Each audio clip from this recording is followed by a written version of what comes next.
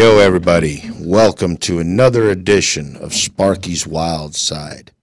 Tonight's topic, death and destruction. 2012. There you go. It's the end of the world as we know it, right? All right, let me introduce my guests. Naturally, my co-host, Don Vinny. To my far right, we have the suicide messiah, Mark Mandrick. Thank you, sir. And here between us, we have Hardcore Ferrari. So before we get started, let me just throw congratulations out there for our county commissioner, Jack. He was reelected, so that means good things for us with the pool, hopefully. And I want to throw out tomorrow night, we're having a big swim under the stars party at the Newport Richie Pool. Or no, not the Newport, the Hudson Pool, sorry. That's Memorial Park, you know, get it right. That's right, that's right. But tonight, we're going to talk about 2112. 2112? You give us another 100 years? Rush. Okay. The day 21 in the year 2012. How's that? What, you thinking 12, 21, 2012? Is that what you're thinking? It's a lot of ones and twos, man. I get confused. But anyway, yeah, I watched a few videos, and, you know, it's December 21st of 2012 is one of the most prophesized events in Earth's history, I would say. You know, every culture has a different thing, but it all boils down to the same date. Well, yes and no. That is true, but there's been a number of different dates actually that have been linked to the main calendar because, of course, none of us were alive when that calendar was created. Right. So we're guessing where the back tunes end. I mean, we're pretty positive where it ends. There's a lot of other things that play into it as well, but December 21st is a day that most cultures do agree on of being at the end of a cycle. But there's been a number of other days. I mean, you know, if you listen to some of the people in the circle that does study such things like that, actually, what was it, August 11th of this year, was it just this past Saturday? A lot of people predicted something big was going to happen, whether it be an alien show up at the closing ceremonies or whether it be a false flag terror attack. So, I mean, there's been, all through 2012, there's been a number of different dates that people have hypothesized that something would happen.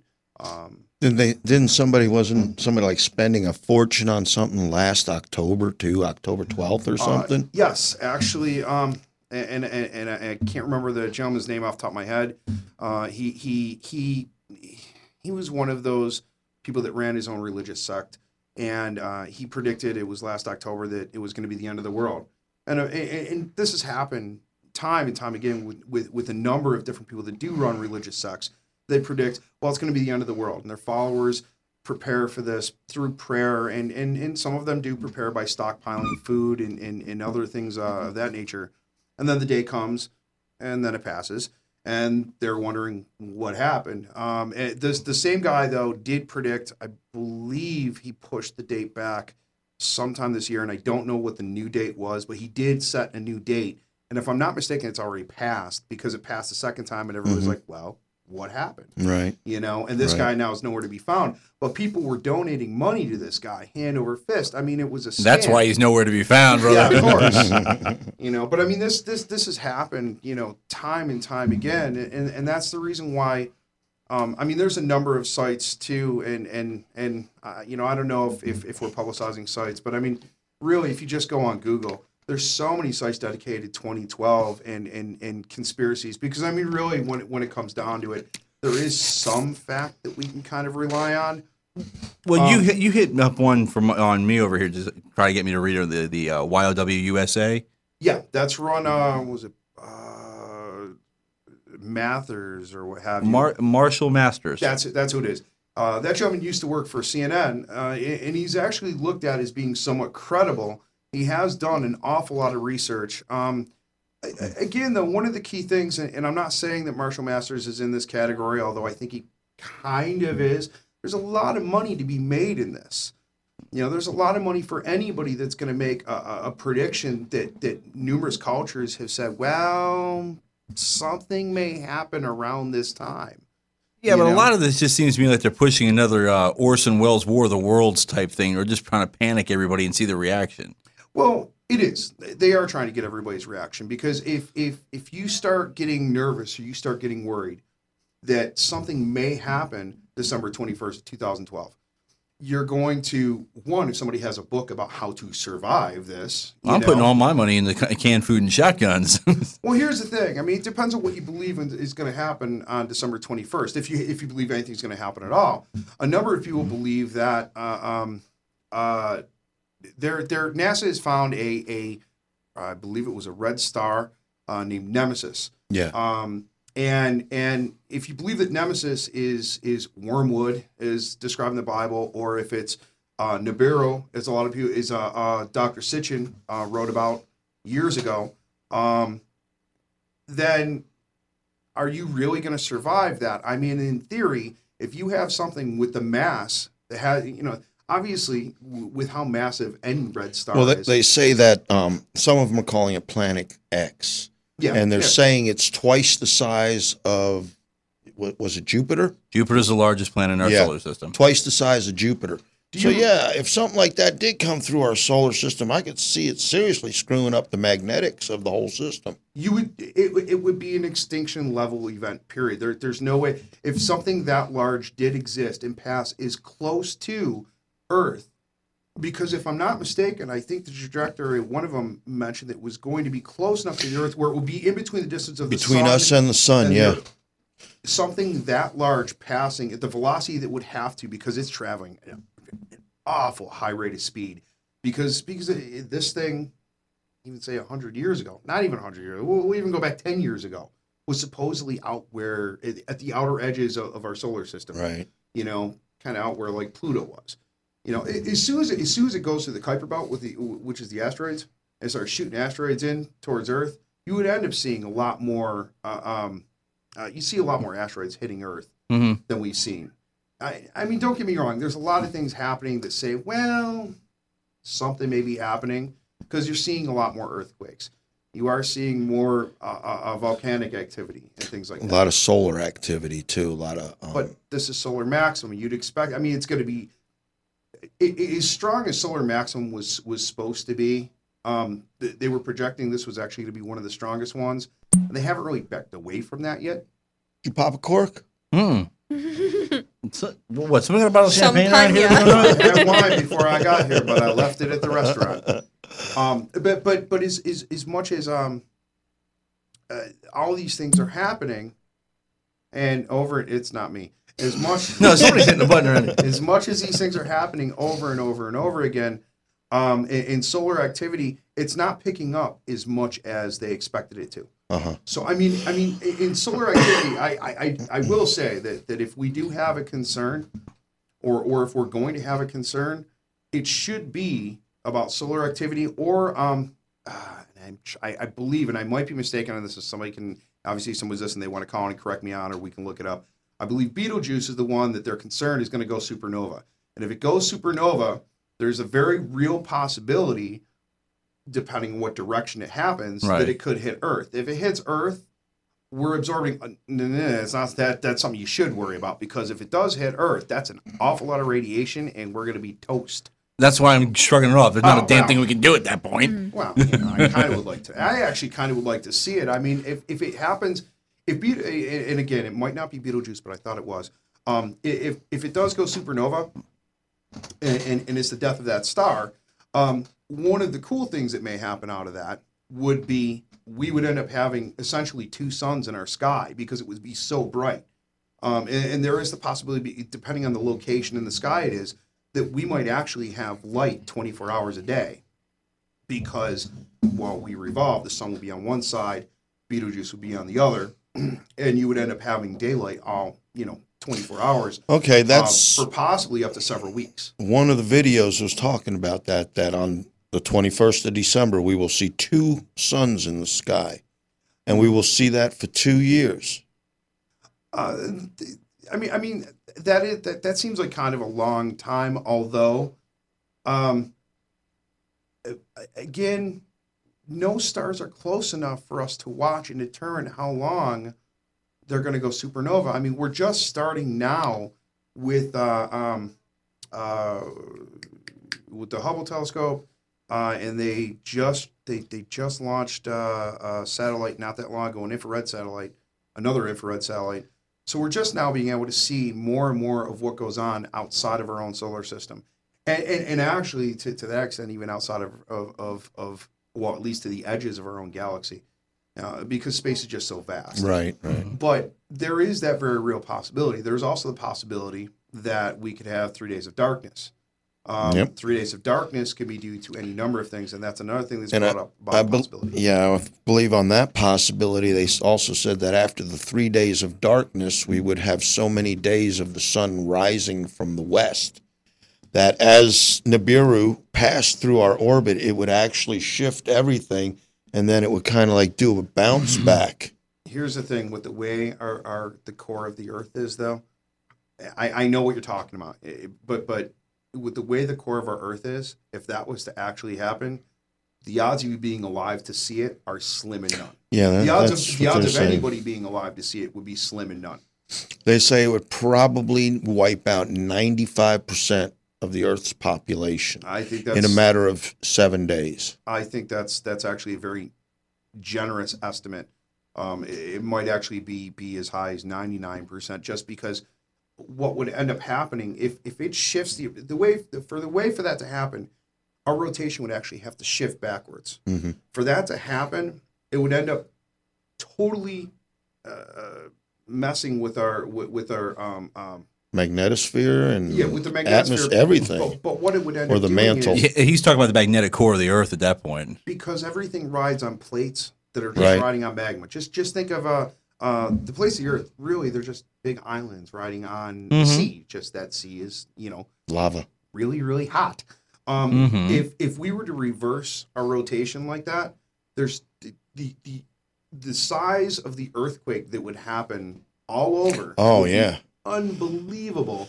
They say it would be a total earth tremor. The whole earth would shake. Yes. You couldn't be anywhere and not feel it. Yes, and that's but the odds of it happening. I mean, there's never been in recorded history, and they've done this by looking at geological records of that happening. There's been records of plenty of other things that are very disturbing happening, but that of us just reversing our rotation on our axis, there's never been any documentation to show that's even that's even geologically possible. Like when they looked at the geological record.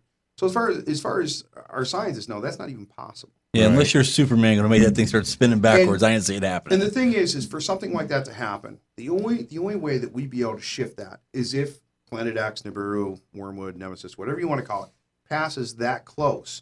Because what would happen is it would pass that close. We would almost be caught in the gravity of it when it passes. That's what they're saying.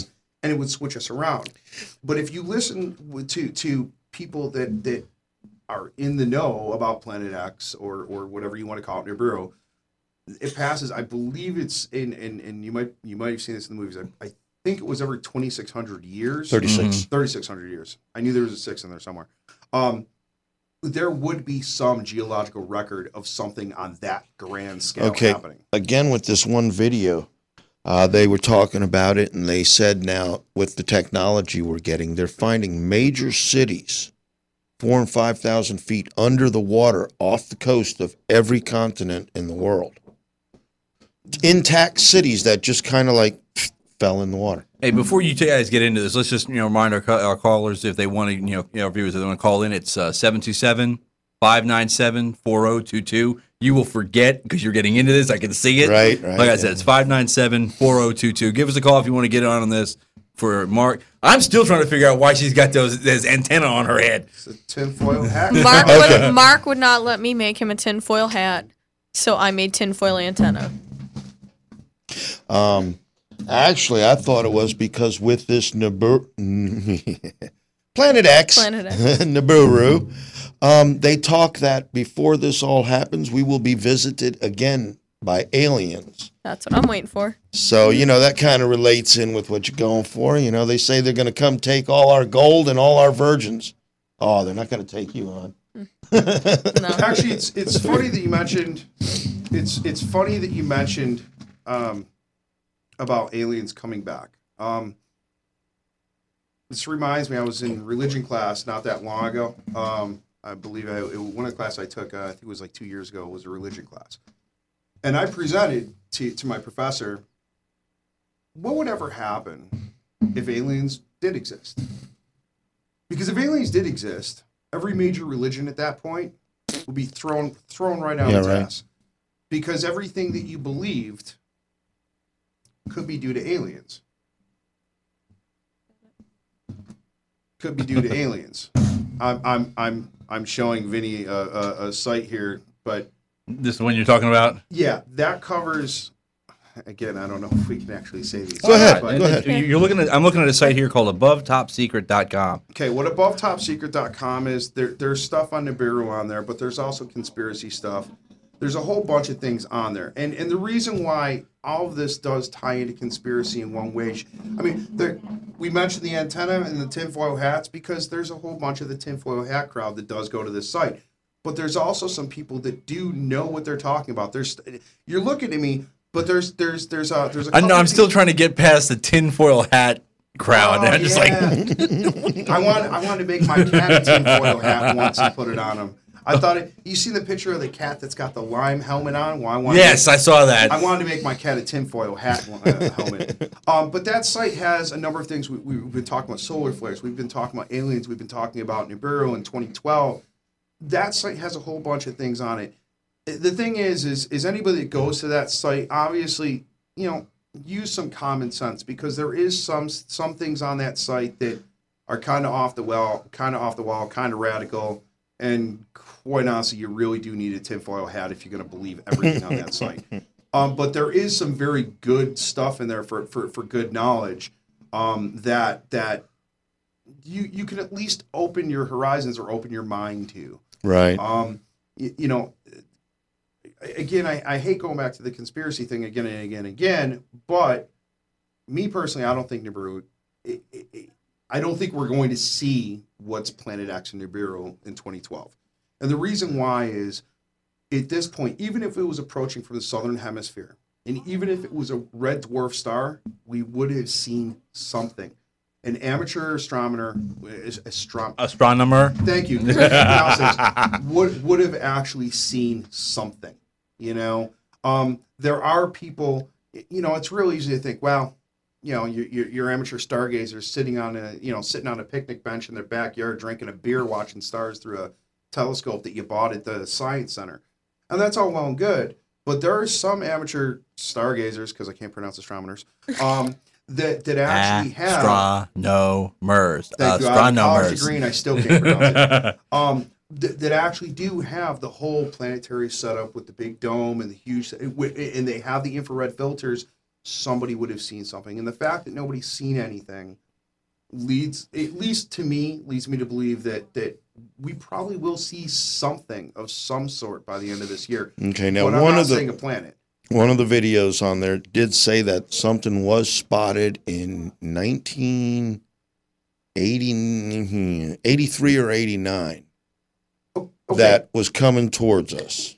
Was it captured at the South Pole? The observatory at the South Pole? I don't remember. I watched so many of these videos in the past I'm week. still amazed you could stomach all those videos. I kept looking at them going, this is a bad recheck from 2012, the movie. The thing to keep in mind is there's been so many of those videos that have been out there on YouTube, and there's been quite a few that have been taken down, which of course raises more questions about, well, why? Yeah. Because as soon as something's put up and it's taken down, most people are wondering, well, conspiracy. Exactly. Of course it's conspiracy. Exactly. But the thing to realize, there's been so many videos that have been put up there. There's been some that said that were from there's an observatory in the South Pole, in the southern hemisphere, because if this thing's approaching, it's been prophesized or theorized that it was going to be approaching from the southern hemisphere. So there is a telescope that is equipped for infrared, because it's technically a red dwarf star, if that's what we're talking about here. And the infrared would catch it if the telescope or the naked eye didn't catch it. But by now, what they've seen in 1989, you got to understand, if this thing was going to pass that close, and it's the size of Jupiter, if it was going to pass that close by December, which is what? 4 months. 4. Thank you. My math's horrible right now. 4 months. You realize how huge in the sky that thing would be? Yeah. There's no way you'd be able to hide that, And the fact that it hasn't been seen, I'm not saying that it doesn't exist, because there is a red dwarf star named Nemesis that NASA has found. they've even hinted that it may be coming towards Earth, or at least in this direction.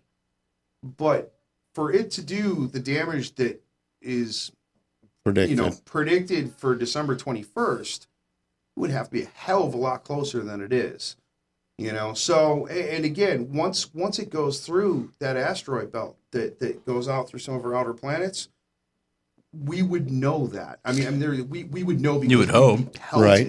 See, now again, saying to this other movie says that on the 21st of December, we will see the second sun, which will be this planet, and then it'll be 2 years of just mayhem. But I see where you're coming from about this movie, but a lot of these movies almost make it out.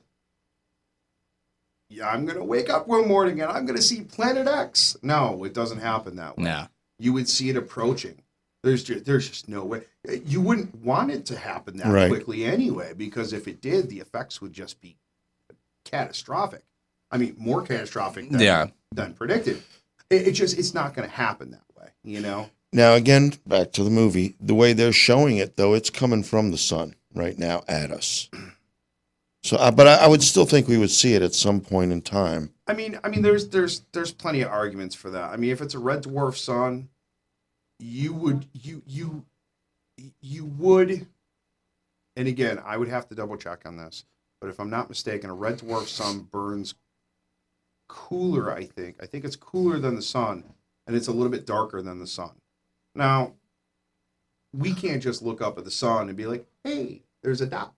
At this point, it would have to be close enough where it would come really close to blocking out our sun. It just would if it's that size and it's that close to Earth. Right. Well, by comparison, for people that don't understand, it'd be like the size of, a dime versus a basketball between the Earth and this planet? Yeah, exactly. And you would see that. So even if it is coming towards the sun, at the very least, amateur stargazers would see this, and even if the government covered it up, which they would, and even if NASA covered it up, which they would, oh yeah, amateur stargazers would not cover it up. Somebody would point this out, and the fact that it hasn't leads me to believe that while there definitely probably is something, well, I won't say definitely, while there probably is something there, way out there, way out there, it's not what's going to cause the problems December 21st. I do think, again, going with this, I do think we're going to see some kind of a change. I don't think it's going to be life's all this different and we're all enlightened, but I do think there's going to be some type of change. And I think that for the most part, I don't think we're all going to be all happy with it either. Right. And there's a lot of other things that could cause these, gigantic changes and these catastrophic changes that we're talking about. You get a meteor or an asteroid hits the Earth properly, you're going to have enough dirt and ash in the atmosphere that it'll block out the sun. You'll be in the darkness. Depending on how big. And they know that's going to happen. The other thing is you get those climate shifts. Everybody's seen the movie Day After Tomorrow at this point. You get the whole, ice age starting over again. That'll definitely screw up everything that we have going. Actually, what I would be more concerned with, aside from solar flares, that would cause many of the things that we've all talked about, will be a super volcano. And volcanic ash. Yellowstone, the Yellowstone cauldron has actually shown increased activity. They've had to shut down more trails. The one lake there, I can't remember the name of the lake, but it's elevated on one end and it's pushing the water down the other end. And Old Faithful's been all radical now here lately too, I've been hearing. Yes. And the thing is if any of the super volcanoes, and I believe there's 3 of them in North America. There's one in California. There's Yellowstone, which everyone knows about, and it's either in Arizona, New Mexico, or it's actually in Mexico. If any one of those erupted, it would be a massive, massive problem. Not just for the United States, but globally. Right. So, and the United States is always the first one to go and help out another country that's devastated by something. That's one of the great things about this country that we all love, is that we go out of our way to help those in need. Unfortunately, though, We if don't this was to help the happen- Americans in need. No. That's not what I'm getting at. No, If this was to happen though on our own soil, Yeah, we who's gonna would be come on help our us? own. Well, they wouldn't be able to. It's not a matter of who would want to or who would. It's a matter of who could. Nobody could. I mean, this is going to be a global catastrophe because you're going to have all that ash.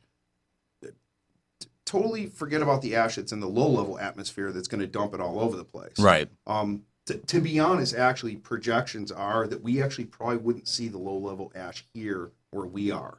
You know, it'd be blown too far out. Yes. But once it gets in the upper atmosphere, you're going to see degrees drop. On average, I think they were predicting between 4 to 10 degrees. There was a volcano that erupted. God, I usually know all this stuff. Regardless, it erupted. It was back in the early 90s, and it wasn't even. It wasn't a super volcano. Right. It was a big blast, but it wasn't a super volcano. But it blew the ash so far up into the upper atmosphere that you've seen winters be harsher all over the world. You know, because it carries it globally.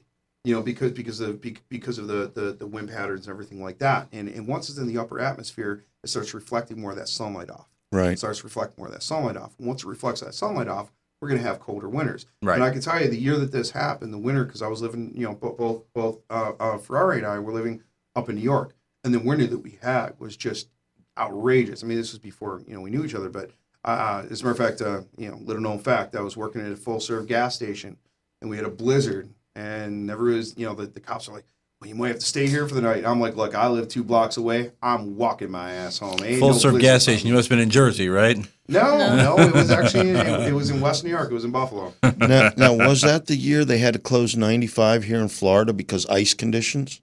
Probably. That sounds about the right that's very time. possible. You guys, I mean, Florida.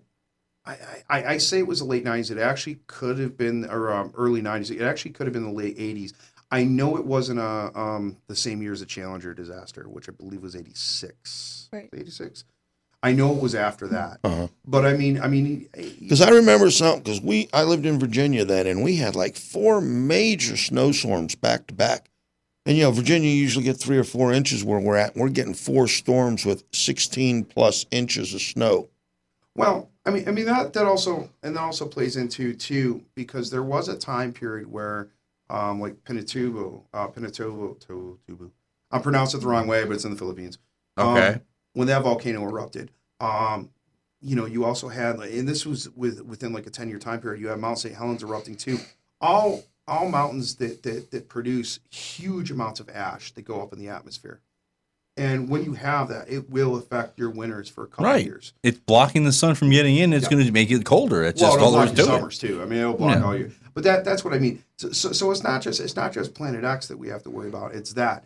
And I mean, there's a number of other things too that we can get into. I haven't even touched on the whole geopolitical realm of it either. You know? Political, huh? Mm. Well, you got to look. I mean, you got to look at it fairly from both sides. You know, we'll touch on the political thing. The government's not going to let people know if they're in imminent danger. No, they're mass chaos. Exactly. And as much as a lot of people want to say, wow, that's wrong, that's bad. The thing is, it's not really wrong or bad, because if you have mass chaos, as opposed to having maybe a third of the population surviving, if you don't tell anybody, if you do tell everybody and everybody runs out and there's looting and there's killings and raping, things like that, pondering, pillaging, everything. Everybody's going to be out in the streets as opposed to possibly in their homes or in a place that's safe. That goes back to the whole ignorance is bliss thing. Mm-hmm. Yes. And so, I mean, where I'd like to know if something happens, you know, I mean, look, who's kidding who? If there's a natural disaster that happens, you're going to have some people going out taking TVs and PlayStations and Xboxes. I've already said straight up, I'm going to get water, I'm going to get canned food, I'm going to get anything with high protein, I'm going to get guns. Yep. And then the next thing I'm doing is I'm going to go up north where I can live in the woods. I mean, my father taught me how to live in the woods. Right. I know how to hunt. I know how to fish. I know how to survive on the land. You know, I know how to do that because I was brought up learning how to do that stuff. Right. Not for this reason. I mean, my family. No, you did for general principle. But you can't do such things down here. You don't have vast amounts of fresh water down here. You know, Right. there are desalination kits, but I don't have one of them, and honestly I don't even know where to get one. I know you can get them. I know they sell them. I just read an aircraft carrier, right? But I mean it is worthwhile for people to prepare. You know, not because anything's different, but it's always good to prepare. It's always good. It's always good to have. Okay, we're in Florida. Exactly. Hurricane season. You fill up with water. You make sure you have canned food. You make sure you have something to cook it with. You make sure you have, all this stuff, the batteries to keep your radio going so you know what's going on. This is all common sense anyway. I mean, food is always a necessity. Food and water. I mean, let's natural disasters. We'll just set off here for a minute. Let's just look at the world as a whole for a minute. Mm-hmm. You got the economy that's not really recovering. Right. You say it's recovering, but it's not. There's little bubbles forming here and there, but the euro has all but been officially collapsed at this point. If they ever to audit the Federal Reserve, you are going to see inflation like you've never. You couldn't even have a nightmare as bad as you're going to see it. No, because you see a loaf of bread end up going for like $20. And that's being nice about it. So that was the situation right after the Revolutionary War. Yeah. The American dollar wasn't worth jack. No, and that's what happened with England in '70s, I believe it was. Yep. They went through the same thing. Mm-hmm. And I mean to be fair, I mean, but I mean globally, I mean we are kind of talking about the United States a little bit here in this part, but globally, it's a huge issue. The economy is going to be a huge issue. Yeah. Because if you can't, well, we'll use war as an example because there's been certain people that might be running for president of the United States that have pretty much said that if they were president, we would end up attacking Iran and attacking Syria. You attack Iran, you attack Syria, Russia and China are going to want to get involved. Mm-hmm. I wouldn't worry about nuclear weapons. I'd be more worried about the fact that they end up cashing in all the debt, especially China, and saying, well, you guys got no more money. You got no more money, you can't pay for your troops. You can't pay for your troops, you can't go to war. You can't go to war, you're just going to be sitting on your hands saying, well, what do we do? We're a third world country now. So, I mean, that's a definite concern. I mean, it should be everybody's concern as far as the United States goes. But that's going to have global ramifications as well. Mm-hmm. As far as, ecologically, I mean, you've had more fish kills within the past 2 years than usual. Birds dropping out of the sky. You've had birds dropping out of the sky. You've got. Well, that's because you keep throwing those chickens in the air and you still don't know they can't fly. You've got certain things that governments are experimenting with, such as HARP. HARP. HARP is the radio frequencies, and there's been evidence. Well, there's been people that have hypothesized, very intelligent people actually, that they could be used to possibly control the weather, possibly cause earthquakes. There was when they gave away the Nobel Peace Prize in Norway, I think it was. There was an actual blue spiral in the sky. Russia insisted it was a missile launch that failed. We've lived close enough to Kennedy Space Center. I'm sure we've all been out that way. You know what it looks like when a missile fails. This wasn't a missile failure. I'm not saying it was HARP. I don't know what it is, but there's been plenty of people that said, well, this is kind of unusual. So I mean, you've got HARP. You've got you do have us seeding clouds to try to manipulate the weather. Right, with dry ice. And none of these things are again, I hate using the term tinfoil hat crowd, but none of these things are tinfoil hat crowd. These are things that our government has openly said, yeah, we're doing. And not just our government, but governments around the world. Right. It's not uncommon. So I mean, we have, I think that, again, this is my opinion. I think global warming is a joke. I don't think it exists. And I think that it was a scam that was developed because what people don't really, and again, I know I'm kind of going off topic a little bit, but I will. Global warming, the scientists that said, wow, yeah, we're going through global warming. Every planet in the solar system right now is having a warm trend. Yes. Right. Every single one. So us losing our ozone is affecting every single planet. I don't think that they truly understand the global warming part. I think it's been going on for years since the last ice age. It's continuing, and it's probably going to hit until we go to another cycle. Let me hit you with this one too. The global warming trend, the person that was very pro global warming was Al Gore. Mm-hmm. Y'all agree with that? Oh yeah, Right. most definitely. You guys remember carbon credits, right? It was supposed to cut down on global emissions so we could hopefully cut down on global warming. Y'all remember that too, right? Right. Yeah. You know, the company that was going to sell the carbon credits was owned by Al Gore, so he was going to profit from all that. Doesn't Right? surprise me. I didn't know it, but doesn't surprise me. No, that's a fact though. So I mean that whole thing was a money grab, you know. And these are things that we do have to worry about. These are things that we should be concerned Let me stop you just a moment. Just, callers, if you're trying to get into us, I've noticed that our production manager has disappeared from my window over here. So if you're trying to call in and not getting through, that's why. Oh, no, wait, try to call me yet. Okay, that's good. Now, let me ask you something. I saw something on MSN, one of the channels there. They were talking about magnetic north is moving towards Russia at about 40 miles a year. What do you Yes. say about that? Actually, Tampa International Airport had to repaint their runway because of that. Yeah. They say it's given past a year. lot of airports and aviators.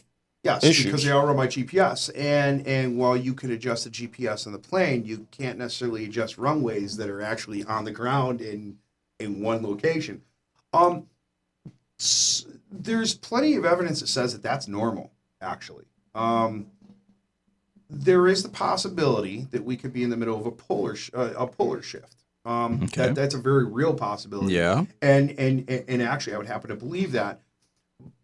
But you have plenty of people that have gone on like abovetopsecret.com. I'll use that as an example. I'll throw that out there. It's for example. It's fine. You've had plenty of people that have gone on there and said, well, you know, polar ice shift or just a polar shift in general is going to happen like within the span of like 3 days. No, it takes thousands upon thousands of years for that to happen. Mm-hmm. It's a very gradual thing.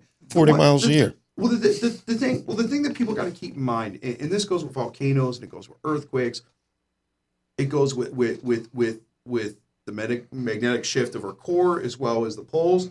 The Earth is a living, breathing Entity. ball. Yeah. Well, you've actually studied a little bit of the tectonics, haven't you? Yeah. Okay. Yeah. And that's, but it's a living, breathing ball. I mean, we call it Mother Nature, and I'm not, trust me, I'm not a hippie freak. You know, I mean, I like running around naked, which everybody wants to close their eyes about. But short of that, I'm not a hippie freak. You know, see, you're closing your eyes now. I'm just amazed you went there. You know, Yeah, you've been on enough shows with me. yeah, I should know better. But you know that's the thing is it's a living, breathing entity. When you see a volcano and you see That doesn't have Jack Daniels in it, does it? Okay. and Otherwise, what you were sharing. and when you see the Earth rise and then sink again, and that's the Earth kind of breathing. It's letting us know it's alive. When you see an earthquake, it's letting us know it's alive. And all of these things, while they're tragic, and there actually was a pretty devastating earthquake this past week in northern Iran. I don't have the exact number of how many people were killed, but there was quite a few. Yeah. And the thing is while these are devastating, while these are tragic events with some very catastrophic results, really it's the Earth just giving birth to itself again, especially a volcano. I think George Carlin kind of said it best in his analogy of the Earth is like a dog, and we're the fleas on it, and we're going to piss it off enough that one day this dog is going to scratch its fleas off, and that's what's going on. I think Well, the Earth is tired of being abused, and it's coming back at us. Well, and let me throw this theory at you since you brought aliens up before, because this is one of the theories that's been mentioned, is that humanity we were given technology at some point from aliens. And there's some that'll go as far as say that we've crossbreeded with aliens, and there's been and that's why we can't find the missing link. And exactly. And although they're I thought you were the missing link. they're coming pretty close to thinking that they might be finding that. But the thought is if that actually is the case, and again, I don't rule anything out. I think it's asinine to think Right. that there is this whole vast amounts of space, multiple universes out there, And we're the only life we're in the it. only intelligent Yeah. life forms out there. I think that's incredibly asinine of us to think that way. But what would happen? And there's a number of people that think that, again, December 21st, the aliens that helped us evolve to this point may come back and say, hey, stupid, wake up. You're effing things up. Right. Clean up your act and help us get back on track. I mean, do I think that'll happen? I mean, it depends, because there's two ways to think about it. Aliens could come here to help us, Or wipe us out. I mean, Stephen Hawking made a great point when he mentioned that he doesn't think the aliens are going to be as friendly as we all hope they are. They're not going to be like E.T. when we see him, because what would we do if we went to another planet? We would pillage it, and we would probably use up all its resources and then move on to the next one. It might take millions of years before we do that, but that should be a legitimate concern. If we set up settlements on Mars, we're going to try to use its resources. Yeah. We're going to set out hoping that we don't eat that planet up alive, but I'll tell you right now, just because of how man is, we will. We're a very destructive species on this planet, unfortunately. And I mean, that if I was an alien looking at this planet and looking at what everybody's going through, I have to say, I'd be like, they're not really worth saving at this point. Right. And again, I mean, that's going on the assumption because think of how technologically advanced we are, or not, for that matter. We haven't sent anyone past the moon officially. Supposedly we have, but officially we haven't. Not sent anybody past the moon. anyone. Not anyone. I mean, we've sent. There's again, tinfoil hat crowd that says that we actually have some people to Mars in the past. I don't think so. Right. I just because of the psychological aspects. I just don't see that being. I don't think that's happened. But that's been talked about that we've done that. If you were an alien looking in, the technology that they would have to come from any of the stars. Yeah, where's the closest? I believe. I believe, and I may be wrong on this, but I believe it's 14 light years away is the closest star, which is the same thing as our sun, the closest star to Earth. And I don't believe, the last I checked, it had any planets that were suitable to habitable. That was what I was looking for earlier. I mean, even now, I mean, when they look at Mars, they know there's been water, but they haven't found any carbon. You need carbon for life. That's, right. At this point, they're looking for two things on any planet to find out if it can sustain life. They're looking for carbon. They're looking for water. Any evidence of either of the two. If you have either of the two, there's a possibility you're going to find life. So that's what they're looking for. But I mean, if back to what I was saying about the aliens, if they were to come here from miles and miles away and they were to look and they were to see this planet, they would see that we're not as technologically advanced as they are. We have to hope they're not bullies. Right. And look at us like, oh, you guys don't know as much as we are. I mean, come on. I mean, you can't tell me the movie Independence Day isn't flashing through your head every time you say that. Because that's the epitome of what you're saying. It's a great movie. It's a great movie. And somebody just honky tonk man. But no, it's somebody just got shake, rattle, and rolled. It's a great movie.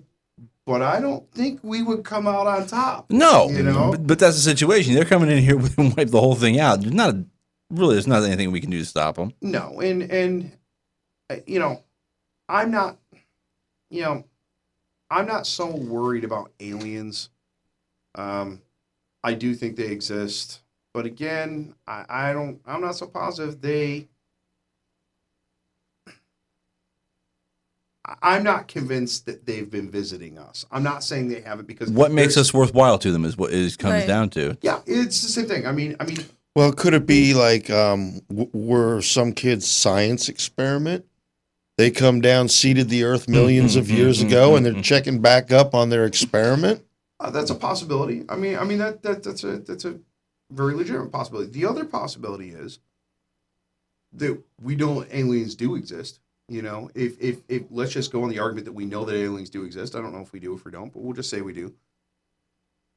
The majority of the American public at this point believes that aliens exist.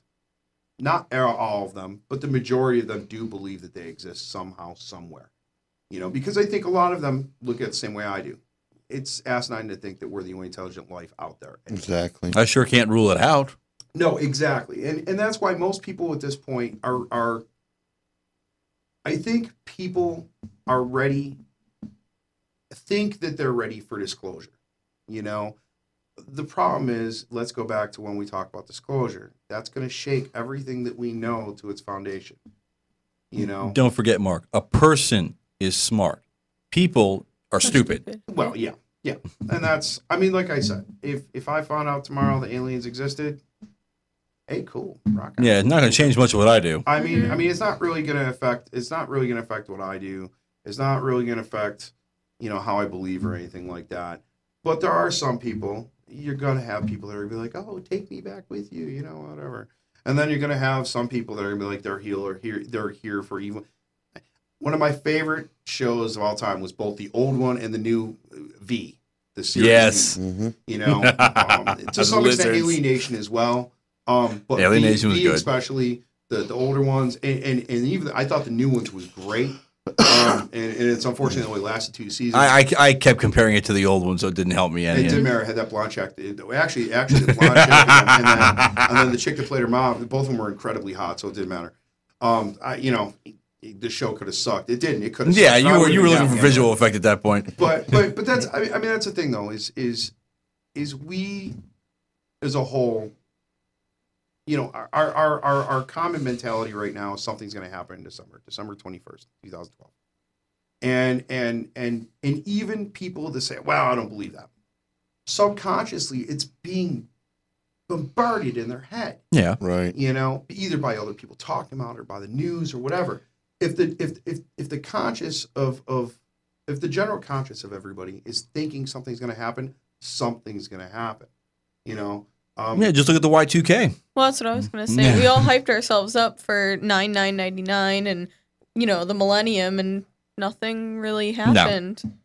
You know, No. and people as a whole, like you said, people as a whole are stupid, and they believe the hype.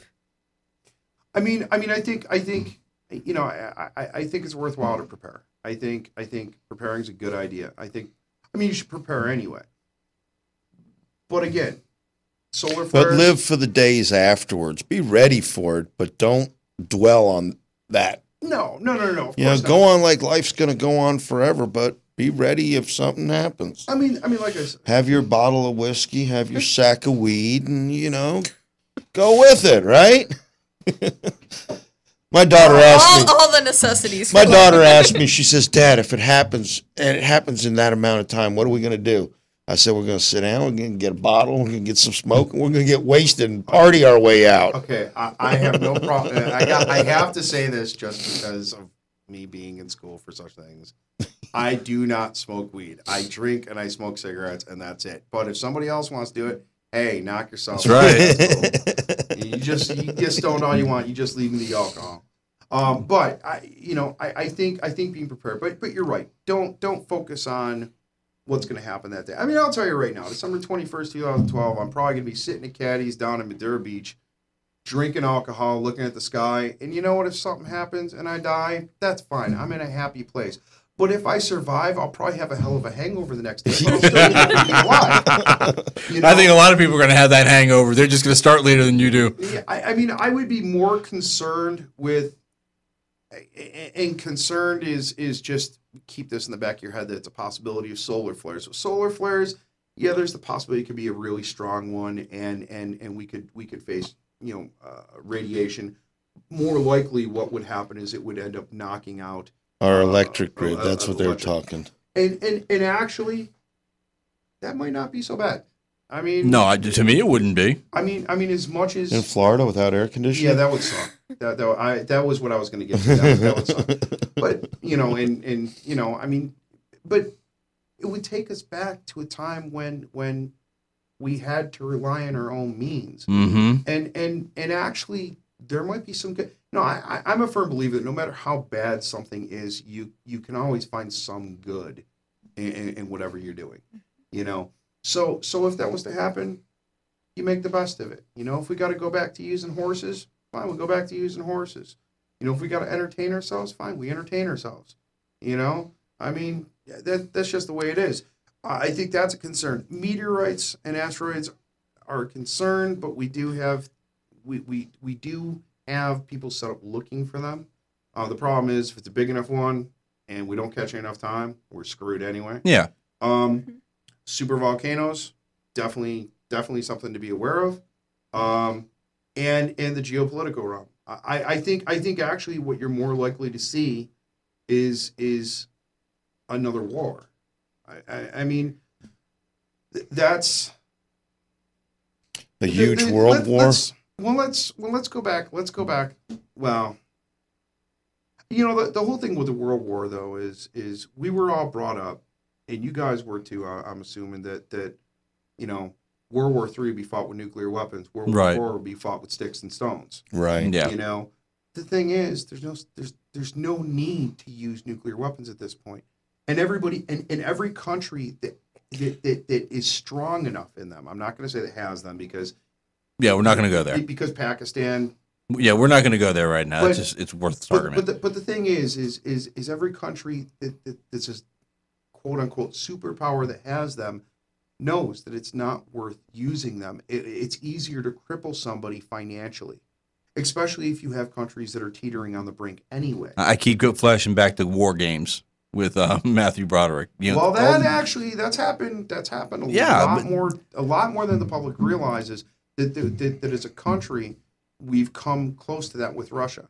As a matter of fact, there was Reagan was president, if I'm not mistaken. That we actually came within 4 minutes. I mean, there was the finger the finger was right there on the button, and the only thing that saved it is because they did make a phone call over to Russia, you know, because there is that dedicated phone line set up between the two countries, and they hashed that out. I mean, it was a mistake, but I mean, these are things. I mean, mistakes happen. Yeah. You know, and all it takes is one guy with too big an ego.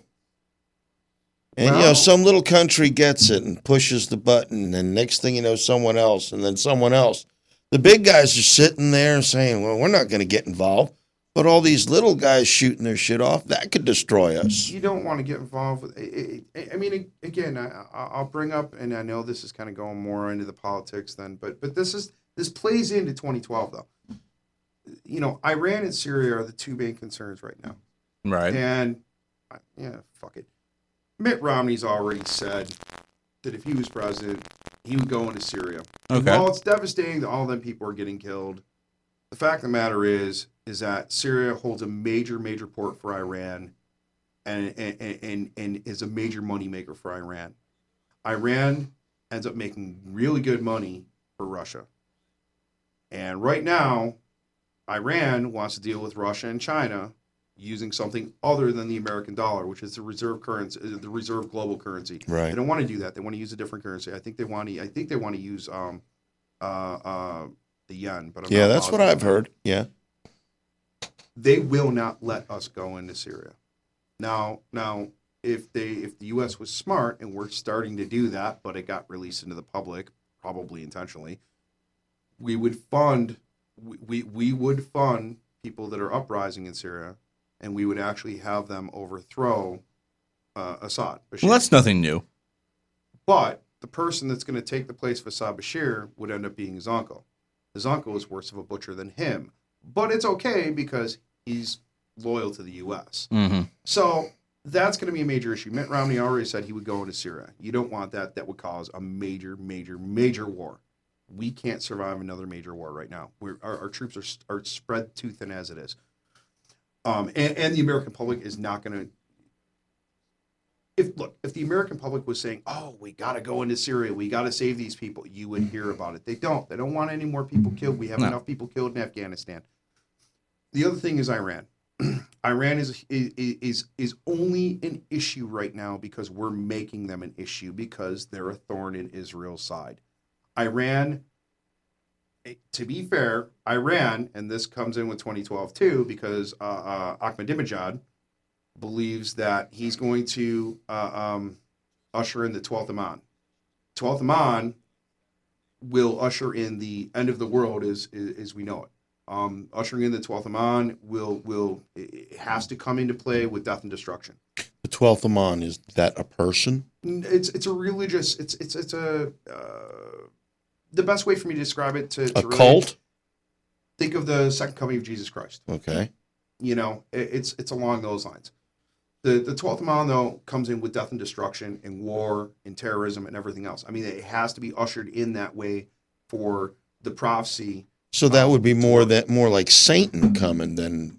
But it's not, though. Okay. It's the end of the world. It's like the 4 horsemen and the scrolls, and you know. Yeah, and that's but that would play in Ahmadinejad believes in this, and he wants to bring this along. I mean, he's publicly said he wants the 12th Amman to come, because to them, if it's almost like if, and again, I hate getting into the religious aspect because there's people that really can bitch about this, but if you are a devout Christian, and you are adamant about it, you want Jesus Christ to come right now, right here, right now. Take me, I'm gone. I don't know, man. I mean, you know, Earth might not be the best place in the world right now. Well, you know, world, Earth. Okay. It might not be like awesome, but I don't know. I'm having a pretty good time. I got a wife. I can go out and drink. I can have a good time. I help people. Little known fact, I actually do physical therapy with older adults Monday, Tuesday, Wednesday, and Thursday. Is that because you have to do the therapy, or are you helping them? No, I'm helping them, actually. I'm actually a nice guy, believe it or not. But you know what I'm saying though is Ahmadinejad wants to usher this in, and with him ushering this in, if he was, the easiest way is to attack. I mean, everybody knows if you want to fuck with if you want to mess with the U.S., you go and you screw Israel, because if you screw Israel, we're going to come to their aid. I realized.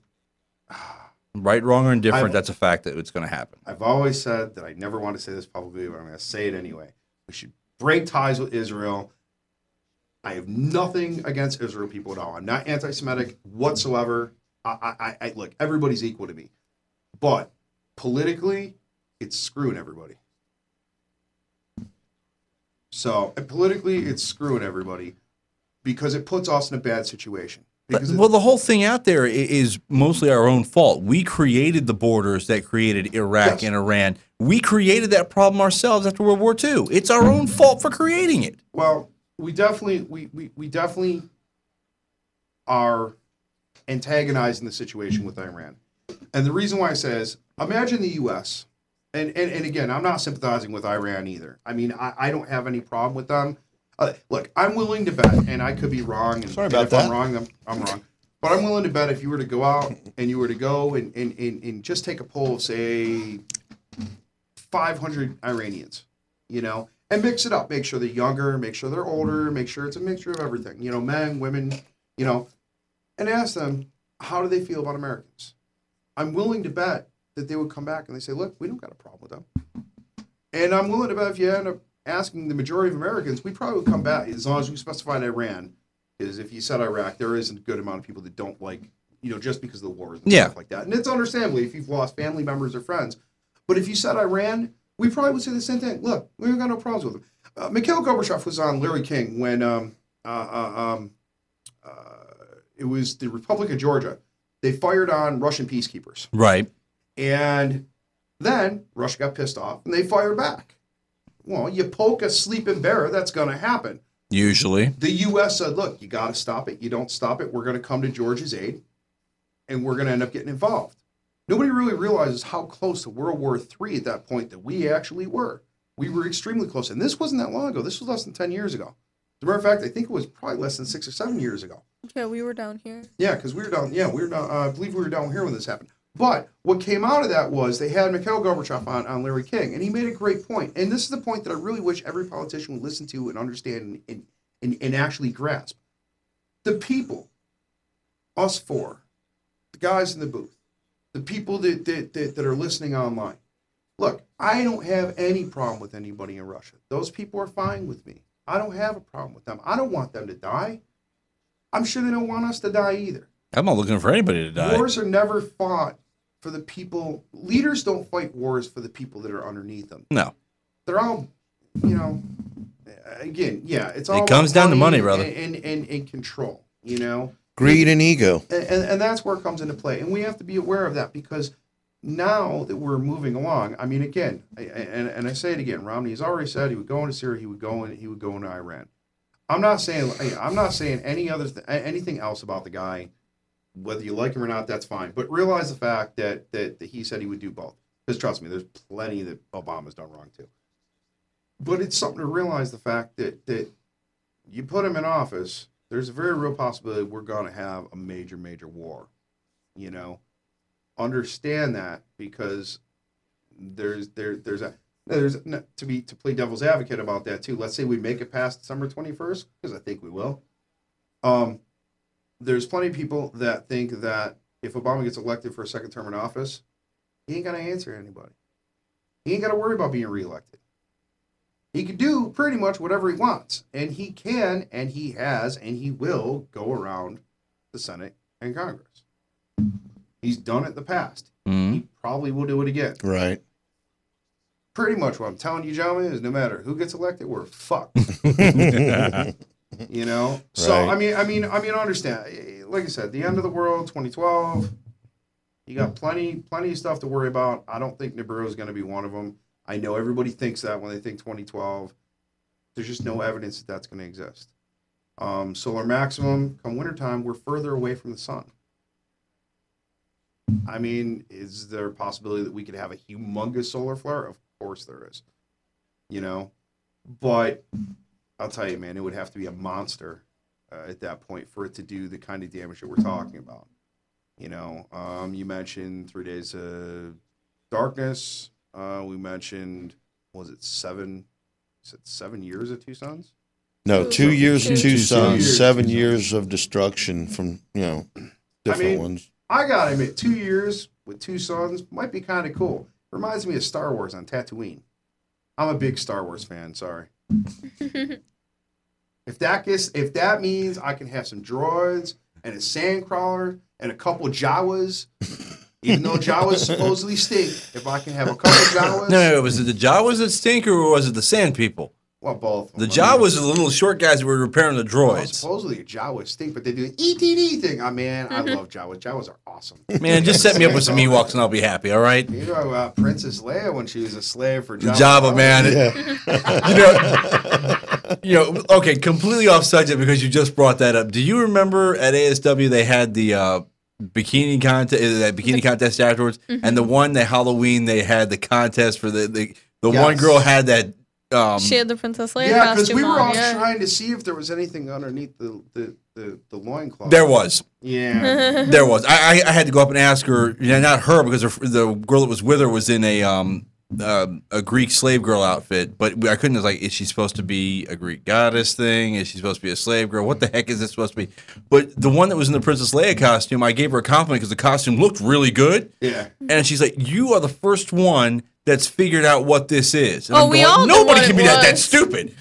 You Obviously, she hadn't talked to you two yet. All the because wrestlers knew who she was. Yeah, because we're all, look, All the We're all wrestlers knew. geeks. We're all geeks. Well, wait, come on. There were people like Cruz and Gus Money who were trying to get with her that night. Come on. Yeah, well, but I mean that I mean like I said, yeah, that's like I'm a huge Star Wars fan. I like that Star Wars over Star Trek for me any day of the week. And to be honest, You used to watch Buck Rogers when you were a kid too, hell didn't yeah. you? Oh yeah, and actually the old Battlestar Galactica. Yes. I Right. like the old Battlestar Galactica. Yeah, with Dirk too. Benedict. Yeah. I know what you're talking about. Oh yeah, I loved all that stuff. As a matter of fact, as a kid, I would grow up. I know, man, we were totally getting off topic. But as a kid, Well, no, because it'll turn around. Because, you're saying this. If you think back to when you were a kid, because you're not much different than me in age. no, I'm 38. So it's if you think back, what was one of the cartoons that we used to watch? Because the intro was they told you the year and the comet came through and messed up the. Do you remember Thundar the Barbarian? I remember Thundar. You know what? Actually, it's different. It's not cartoon. I remember. What was it Night of the Comet or whatever? It had the two ditzy chicks on there that ended up hoeing up at a radio station. Was it a radio station or a movie theater? No, it was a radio station. And they had it with this comet, I guess, it put dust in the atmosphere and it turned everybody like into these zombies or whatever. It was a horrible movie. horrible. Which movie. means I'm probably going to go have to YouTube it or something and pull it up. I think it was Night of the Comet or something like that. But that was it was a pretty good flick. But the thing is, it was a horrible we've movie, been watching these possible destruction of the earth things since when we were kids. Well, it's not new. Actually, now that you've brought that up, because I didn't touch on this because I forgot about it. There is a number of people that do think that Hollywood feeds us this stuff. I'm one of them. Yeah. So are these movies a sight of our future? You know? Yeah. I mean, look, you have, Let's go with Star Trek. Okay. Cell phones. The flip open communicators, the computers. Well, back when that came out, Scotty, beat me up. They didn't have none of that. Now everybody's got a cell phone that takes pictures. Next thing you know, they're going to be doing X-ray. I mean, you can take them and just touch them and transfer information now. Mm-hmm. Right. And that's, but I mean, well, good and bad. As far as hey, everything you get, you give something up. Yes, and there's plenty of people that think that Hollywood has geared us towards the bad. That movie 2012 that came out. Yeah. There's plenty of people that think that was almost gearing us towards, hey, look, wake up. Yeah. This is a possibility. I can see that as a legit possibility of happening. And actually, if the world was to spin on its axis, in theory, the only way you're really going to survive is possibly if you're on a boat, because you could ride the waves on, you could ride the tide. Mm-hmm. It would have to be a pretty strong boat because the tsunamis from that, because they wouldn't be coming from underneath, from like the you wouldn't have like subduction earthquakes that would push the waves up, because it would also be just think of a tray of water and then just shaking it as opposed to moving it up and down. Right. You'd end up dealing with probably both actually at that point. Yeah, I'd see that being likely. And being on a boat would probably be one of the only ways to survive that. So I mean, movies like that, and I think I'd prefer a submarine at that point, but yeah, well, maybe, because supposedly there's some areas that are underwater that won't be underwater anymore.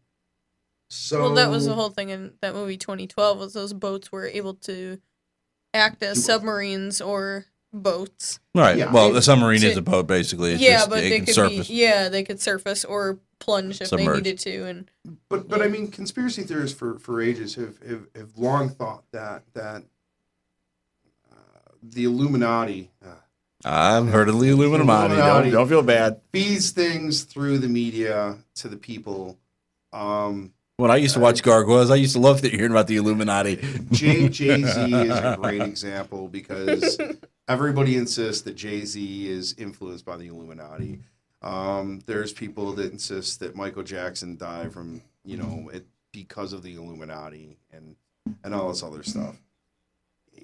I really find it hard to buy into all that, but I'm not saying it's not true, because I don't know, and even if I did, I couldn't tell you because they might kill me. But hey, they kill you if you just get too close to the truth, man. Don't feel bad. But again, it is what it is. There's a very real possibility that Hollywood could be feeding us stuff, Right? And why not? I mean, look, NASA covers things up all the time. And this is coming from somebody that loves NASA. I mean, I'm a geek when it comes to that stuff.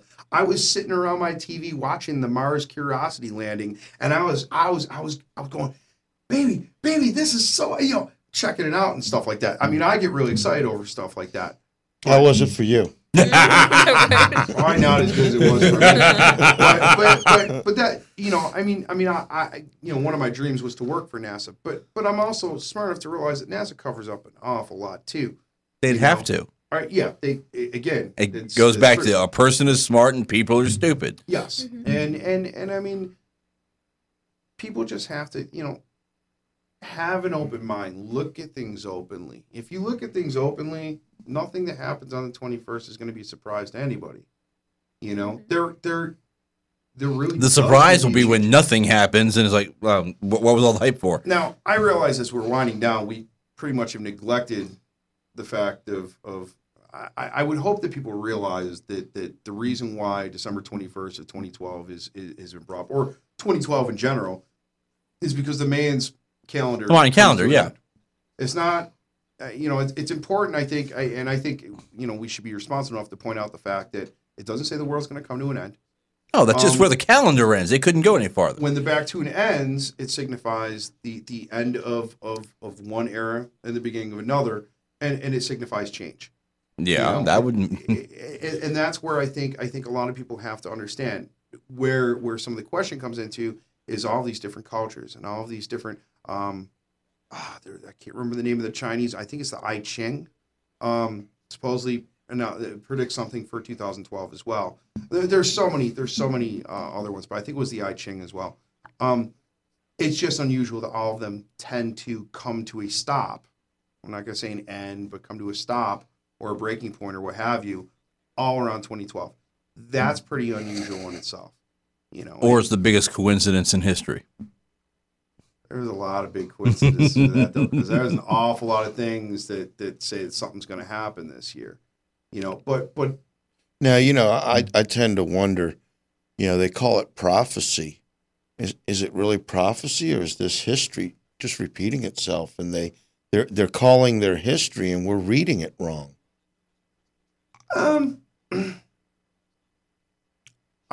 It's a possibility. I mean, you can't totally discredit it right now. No. I don't think it's, but it's really this. There was at one point in time a bottleneck in our evolution. It's been scientifically proven. At one point, there was a vast amount of people, and then it bottlenecked into, and they don't know exactly what caused it. They don't know if it was illness, if it was a catastrophic event, or what have you. I believe, and I could be mistaken, but I believe the time period when they think that this bottleneck happened was roughly about 3,600 years ago. Yes. There is the possibility, but they can't prove what happened. Right. And that's where. And that's why we have all these different theories. Yes, and I mean the Mayans, there are some Mayan elders that still are have come down over the years and years and years that say that it's not the end of the world, but it's the end of that cycle. So I mean there are. Sorry, I had to. What is it? REMs. It's the end of the world. I keep hearing that every time I had to get it out of my head. But that's the thing is the Mayans. There are Mayan elders that have said, look, this isn't going to be the end of the world, but something major will happen. Almost everything else. Now, I find it very interesting, actually, that the Catholic Church is pretty much stayed mum on this. Look, let's face facts. The Catholic Church has gone through a lot of bad publicity over the past 10, 15 years. 10 to 15. I'd go far more than that, brother, but okay.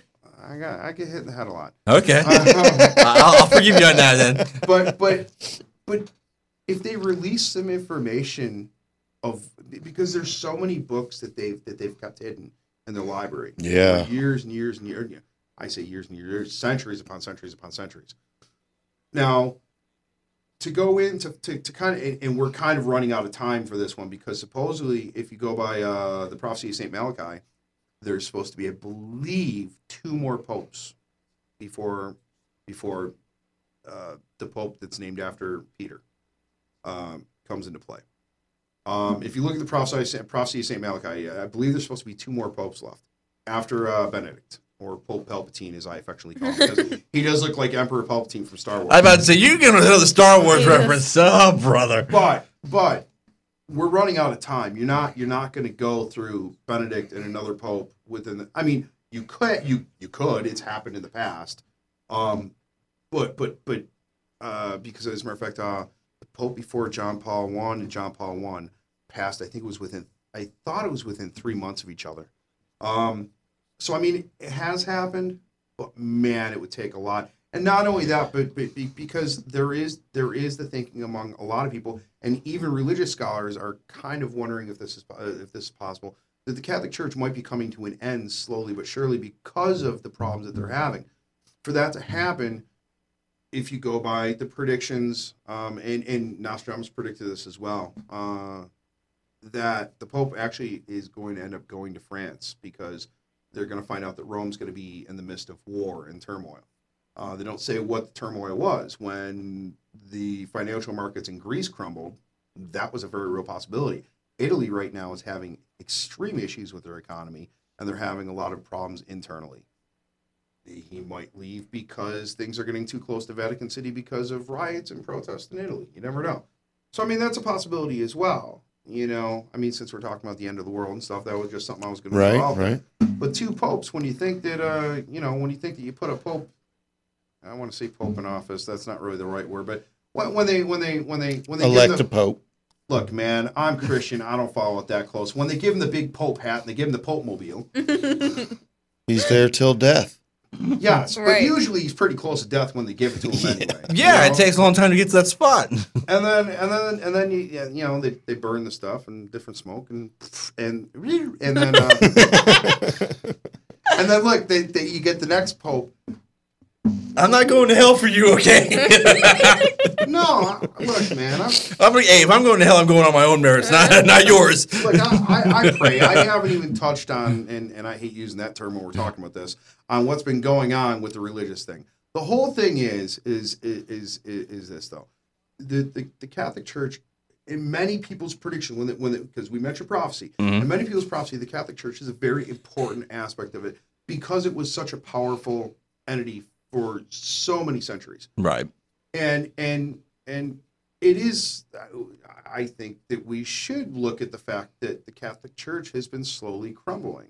Yeah. You know, and actually quite a bit as of late. I actually think, I mean, again, my opinion is Pope Benedict actually has probably been the least influential pope that we've had in a long, long time. But he also was coming off the heels of Pope John Paul II, who went out of his way to be the people's pope. You know, kind of like The Rock's the people's champion. Well, you know, he was the people's pope. Come on, look, you gotta laugh. You gotta.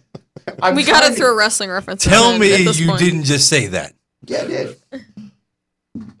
Come on. Come on. Look, it's late at night. There's probably people. Tell me he didn't just say that. Yeah, I did. Look, you got The Rock as the people's champ. You got Pope John Paul II. He's the people's pope. If you smell what the Pope is cooking. And here we go with Pope on a rope. Okay. That's good. I always wanted a Pope mobile because I thought I would survive the end of the world if I had my own Pope mobile. What? Okay. No, now my mind is now start going through Mel Brooks films and History of the World Part 1 is going through my head. I like I said, the Inquisition, look at sin. I think though, like I said, there's so many. You know, we've even ran over on time, but there's so much. Said we were okay. There's so much that we can cover that plays into this that I guess I really wish people would have caught it because I would have really enjoyed hearing other people's take on it. I think he left the office during all the call-ins, and they just finally said, "Forget it, I'm not going to bother." It's okay, no biggie. You know, I mean, but there's so much to cover though within one show. I think it's really difficult to do just one show on it. Well, we'll see what the response is because, you know, a lot of people are not watching it now because, like you said, it is late at night. They actually have to get up for work in the morning. They watch this when they're, you know, their lunch breaks or whatever, when the office is so boring that they can't stand it anymore. I mean, it's just like I said with me. You know, I know I asked you, Sparky, if I can come out because it's a topic that I like. You know, I like talking about. I by no means do I say I'm an expert at all. As a matter of fact, who knows? People might wake up tomorrow and be like, "Man, that son of a bitch don't know what he's talking about," and that's perfectly fine too. Because I have. But you know what? We're having fun doing it. So if they don't like what we're talking about, screw them. But I mean, there is plenty of things that if you look, I mean, I might have been wrong on a couple of my small things. What does she look like? But I mean, like I said, I think there's a lot of cool things that you can look at. I think you know, again, just because I'm going to summarize and I'll let you guys wrap up and do whatever. But no, if you just wait for him to wrap up, he'll be here for the rest of the night. We'll be here till dawn, brother. Actually, I got 3 shows I want to plug too. Okay, if you guys don't mind, but real quick, I mean, I think Nibiru, I think for now, at least in this time frame that we're talking about, I mean, unless somebody can bring up a really good argument about ruling it out, I think we can all but rule that out at this point. I think it exists, but I don't think it's going to end up come hurtling through Earth and send us all into turmoil. No, that's too much of a stretch for me. Exactly, and that's why I'm getting. I'm not saying it doesn't exist because Nemesis does exist, and many people believe that's wormwood. And NASA has even gone. Like I said, I know I mentioned this earlier, but NASA's even said that they really do think that it is moving towards Earth.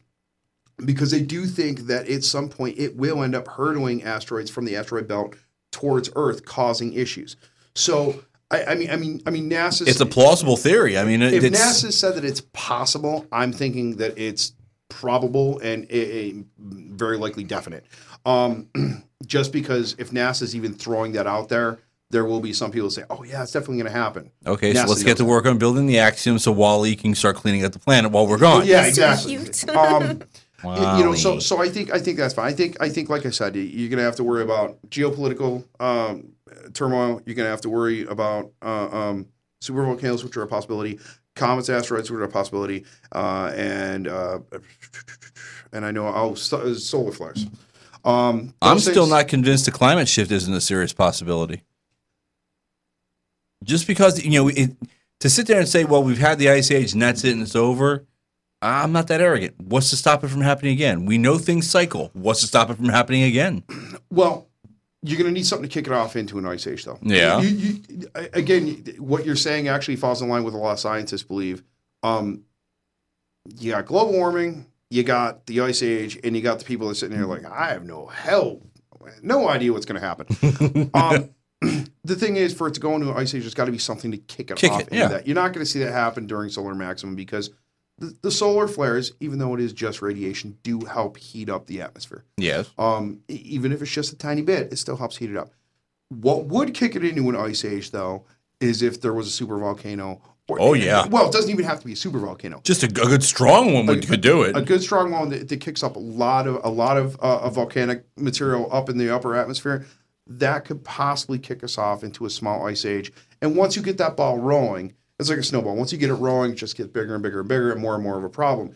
And actually, as much as people might not like to hear this, another ice age might not necessarily be such a bad thing. You're not going to hear me argue. Because you would end up fixing a lot of the ice shelves that have been lost down in Antarctica.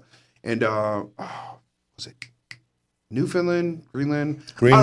Is that the one that now they actually think might be totally uncovered from ice either this summer or next summer, which is which at least in recorded history has never happened. Right. So I mean, and they over the past 5 years they've been able to open up shipping lanes through the North Pole. As a matter of fact, Russia and the U.S. now are debating who actually owns the North Pole because they think there's a wealth of oil underneath there. So I mean, these are things that are definitely concerning. And an ice age would pretty much fix a lot of those problems. Yeah. The problem that we're going to have is food. Because with an ice age, it messes up farming and messes up farming, then that takes away from feeding cows, and that takes away from feeding us. Which I'll be pissed off. I love Japanese steak. Sorry, I know it had nothing to do with it, but yeah, I mean that's a huge concern, or should be a huge concern for people if that happens. So I mean that's a possibility as well. Now what? Now I'm still getting past the Japanese steak thing. We just came from Kobe, man. Yeah. I love Japanese hibachi. But actually the cedar, the what do you call them chicks at the counter? What are you talking about? The people that seat you. The hostesses? Cedars. They got really good looking hostesses there. Hostesses? Trankies? What? All right, real quick. Couple of ding-dongs at this point. Yeah, let me ask you one question, because we got time unless you're in a hurry to get out of here. He is. No. If he's got any intelligence, he is. No, I'm all good. Run, Mark, run! What time do we have until? No, geez, don't tell him that. Okay. Won't be As here I said, till he'll be here till tomorrow. dawn. At which point, I'll just sit So, there you and know, say, I'll just take something. We can talk. Okay. Yeah, I'm cool with whatever. But what have you heard about the hole in our magnetosphere? That's why they're bringing up the solar flare issue so much, because they say with that hole out there, it's like, as Jesse the Body put it, shields are down, Scotty. The magnetosphere protects us from solar radiation? There, at times, because it's not constant either when this happens, they have found that there is a hole. This is really hard to do without actual any visual aids, but okay, you got a globe spinning like this. Right. Think about spinning around. Think of your toilet. I hate using a toilet as an example, but I have to. Think of your toilet. When you flush it, it goes around, and then it creates like a divot in the water. Right. You know? Same thing in the bottom. Goes around, forms like a divot. You do got two little holes here. That's the reason why the only place that you see northern lights and southern lights, of course, are North Pole and South Pole, or the northern hemisphere and the southern hemisphere, which are beautiful. If you've ever if you've ever had the opportunity to see them, they're breathtaking. I had the opportunity to see them once, and I can't even tell you how small I felt when I seen them. It was just amazing. But not to get off topic, when you're talking about, you got the two little holes there. That's normal. We know about those. But when you look at it, it's going around. There is a section, I believe it's kind of around the equator, where at times the magnetosphere isn't covering. There's a hole there for some reason. We don't know why. We have hypothesized that it could be something with our magnetic core possibly causing it. But we just don't know. Right. I mean, we don't have any good answers, and we don't really even have any real good hypothesis about why either. Right. But the possibility, real quick, I'll say, sorry, I don't mean to Shanghai your show. But it matters. But so with the possibility with this hole being there, if I'm going to go into two things here.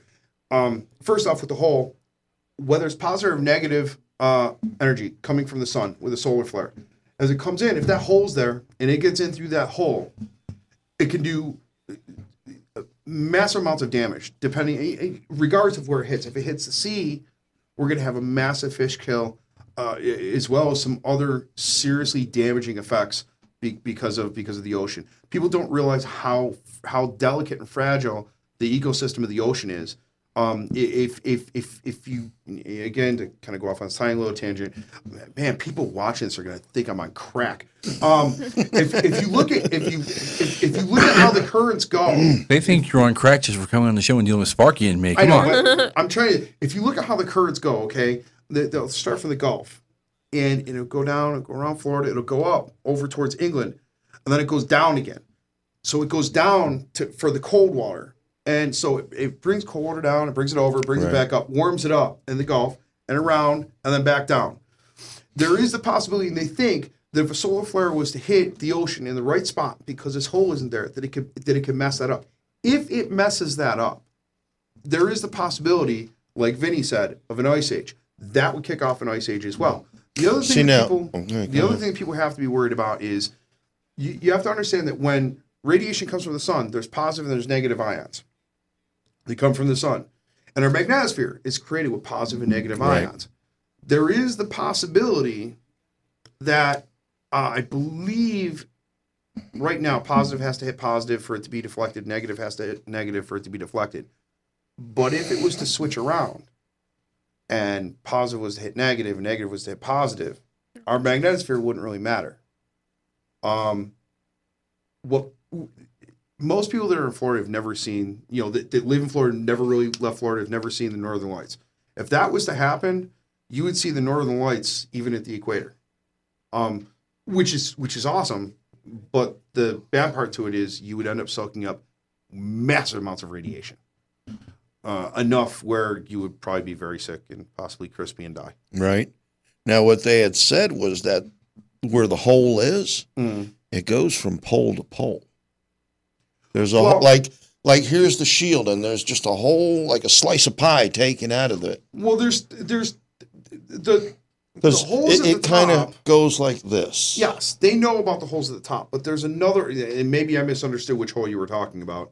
Okay, sorry, I'll shut up.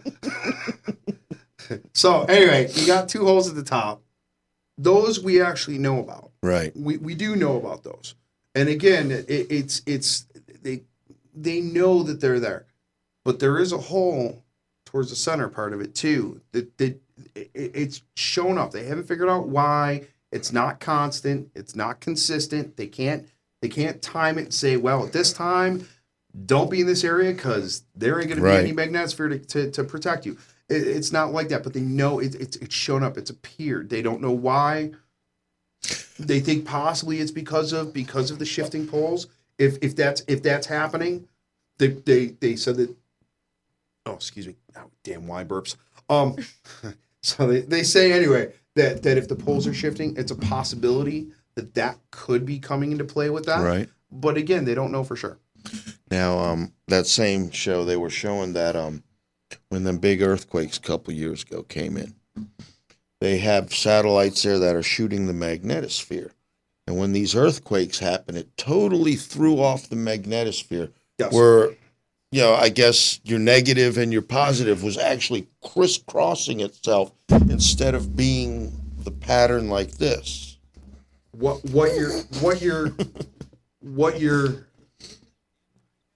they were trying to get at, and what you're kind of getting at is Earth like geologically affected by sunspots, by solar flares? And while we haven't proven that yet, there is a massive amount of evidence to say that that's a very, very real possibility. Over the past 3 years, I've kind of and actually that AboveTopSecret.com, they're really good at actually keeping on this. And this is they've been really good about that. I mean, you got to find the threads where it's talked about because it's a huge message board.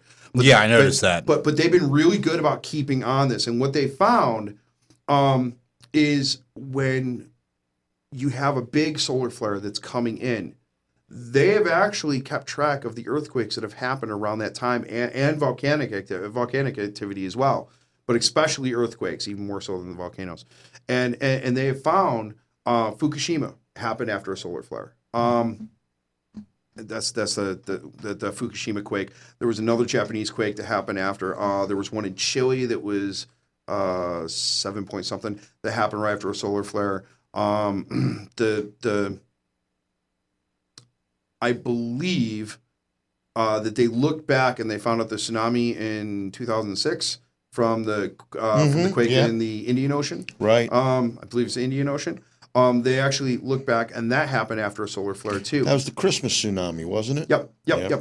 And there actually was another one that didn't result in a tsunami underneath the Indian Ocean that was actually very, very large. And they trace back to solar activity.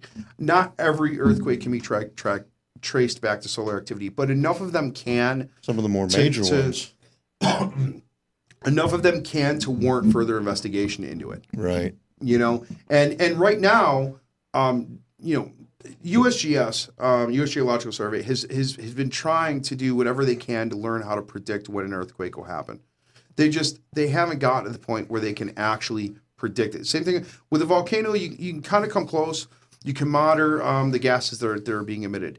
You can monitor the earthquakes that happen underneath the volcano. If they're really shallow, then that indicates that magma is moving, and usually it's moving upward. Or the rising or the bulging of the. Yes, and they look at that. They look at the gases. The more sulfur that's being released, well, the more likely you might have an eruption.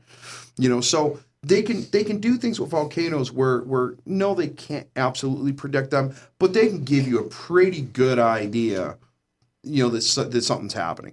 Earthquakes, they've gotten close, but they haven't gotten quite there yet because they can't see that far down into the earth to tell. And the reason why is it's all built up on pressure. You could take a balloon, and you blow up the balloon. You know it's going to explode if you keep on putting air in it. You just don't know exactly when. And that's the same way with how plates work. You know they're going to give. You just don't know exactly when. You could try to give a pretty good idea, but you're just not sure. And I was watching something on Discovery or National Geographic. They were showing you the tectonic plates and the way things were moving. And it's showing you at all times, they're never stationary. No. It's not like these things are always like this and they just change here and there. They're constantly moving, one going under the other and the other going over top of the one. And as the magma starts cooling off and pushes this in, This is now getting heated up again, so it's always in motion. Like you said, yours is the living thing. Yes. So it's not like that's going to just up and stop. Actually, if it did up and stop, we'd also be screwed. No, well, you know, I kind of mentioned that each plate was like an island. That's not the right way to word it. The best way to word it is each plate's like a raft on an ocean. That's probably the best way, an ocean of lava, and it's a raft that can, you know, hold up on lava. But it's like a raft on lava, you know, and they move, they don't move around where we can see them. But if we were to take billions upon billions of years and speed them up and watch it through time lapse, you would see they move. As a matter of fact, there's an island off of New Zealand. It's either New Zealand or an island off of New Zealand, right around that area, that people have looked at older maps and they've looked at satellites now, and they've looked at satellite pictures. There's people that swear up and down that this island has moved, you know, at least a few miles. There's been movies about that, but they can't. But nobody's gonna. Nobody wants it. Scientists say no, it hasn't moved. But I've seen and I can't remember where I found the pictures, or I tell you where it is. But I've seen the pictures. It looks like it's moved to me too. Yeah. You know. But and it is a possibility. I mean, if you look at Hawaii is a great example. Hawaii is always evolving. It's always growing. It's always changing. Yeah. You know, and honestly, that's one of the reasons why it makes such a beautiful place to live. But it makes I'm using Hawaii as an example, but that whole ring of fire, the Pacific Ring of Fire, you know, that's where we see the majority of the earthquakes. That's where we see the majority of the volcanoes, and it's a very big thing. It's literally a hotspot. Yes, and actually one of the theories is that if all of the volcanoes were to go off around the Ring of Fire, okay, it would break that piece off totally.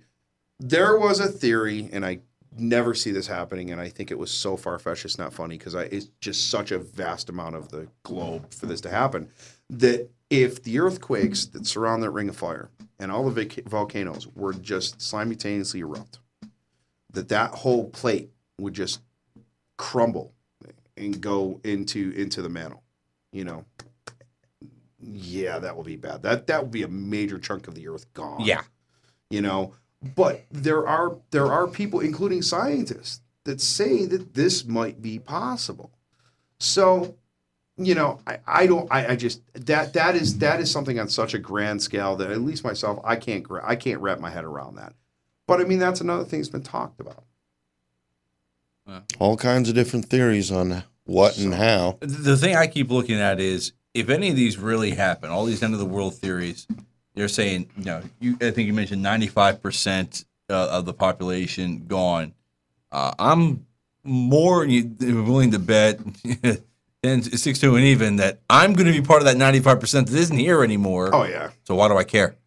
It's already done and over with. I mean, I think, you know what, that's a really good question. You know, why should any of us care? And I think it's important that we care. Actually, this might be a great point to wrap up. We're all going to die sometime. The reason why I think the reason why it's important that we should care. Look, man, we should all live each day like it's our last. Right. And you should tell everybody that you're close to that you love them, and you know, tell them that you care about them, and do what you can to help out other people. You know, I we talked about religion, and I'm not going to get into religion totally, but I'm somebody that believes that if you do more good than bad in your life, you're going to reach your final reward, whatever that be, whether it be heaven, whether it be, you know, a stripper bar with a whole bunch of Jack Daniels, whatever it is, you're going to reach whatever your final reward that you want is, you know. I know what I want mine to be. Surprisingly enough, and I won't get into it here, but it would surprise a lot of people, you know, that don't know me and just know me from wrestling. You guys know me personally. You guys know it's actually something kind of nice.